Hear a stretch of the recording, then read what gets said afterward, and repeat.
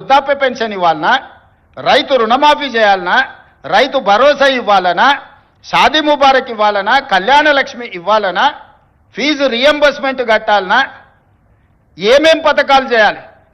ఈ అన్ని పథకాలు చేయాలంటే నాకు 22,000 కోట్ల చిల్లర కావాలి.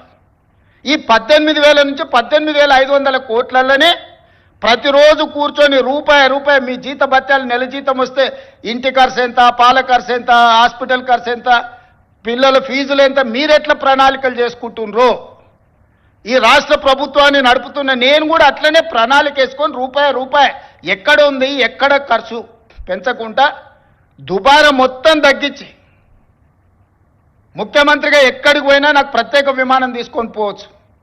ప్రత్యేక విమానం కాదు కదా, మామూలు విమానంలో కూడా ఎకానమీ టికెట్ కొనుక్కొని పోతున్నా. విదేశాలు పోతే కూడా ఫస్ట్ క్లాస్ ఏది కావాలన్నా ముఖ్యమంత్రికి ఆ హోదా ఉంటుంది.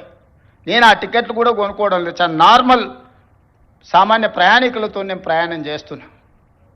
ప్రతి దగ్గర మా ఖర్చులను తగ్గించుకొని నియంత్రించుకొని నేను ఎవరికి చెప్పలే ఈరోజు వరకు. ఎందుకు చెప్పలేదంటే అదేదో చెప్పుకుంటే గొప్పలాగా ఉంటే బాధ్యతగా భావించి దుబారా తగ్గించి ప్రజలకు చేయగలిగింది చేసి ప్రభుత్వ ఉద్యోగస్తులకు మొదటి తారీఖు నాడు జీతం ఇవ్వకపోతే ఆ కుటుంబాలు ఎట్లా నడుస్తాయని నేను ముఖ్యమంత్రి పదవి చేపట్టిన నాటి నుంచి రామకృష్ణారావు ఏది ఏమైనా అక్కడ సూర్యుడు ఇక్కడ మొలిచినా మొదటి తారీఖు నాడు మన ఉద్యోగస్తులకు జీతాలు ఇవ్వాలని ఈ 16 నెలలు మీకు జీతాలు ఇచ్చిన మీరే కదా ప్రత్యక్ష సాక్షి. గతంలో మీకు ఏం కావాలన్నా విడతల వారిగా మీ జీతాలు వచ్చేది. మరి ఇవాళ మీకోసం పనిచేస్తున్నా, ప్రజల కోసం పనిచేస్తున్నా, మీరు వేరు, మీరు మేము అందరం కలిస్తేనే ప్రభుత్వం. నేను స్పష్టంగా ఉద్యోగ సంఘాల నాయకులకు చెప్పదలుచుకున్నా, మీరు వేరే మేము వేరే కాదు. మీరు మేము కలిసి 99% ప్రజలకు మంచి చేయడం కోసం మనం ఇక్కడ ఉన్నాము. మనం సమరం చేయడానికి ఇక్కడ లేం. ప్రజల మీద యుద్ధం చేసిన వాళ్ళు ఎవరు బాగుపడ్డోళ్ళు లేరు. ప్రజలు ఊరుకుంటారా? ప్రజల మీద యుద్ధం చేస్తే ఎవరి మీద యుద్ధం చేస్తారు? ఈ 9 లక్షల మంది ప్రభుత్వ ఉద్యోగులు అందరూ కలిస్తే మీరు మేము అందరం కలిస్తేనే ప్రభుత్వం. మనందరం కలిసి పనిచేస్తేనే పేదలకు మేలు జరుగుద్ది.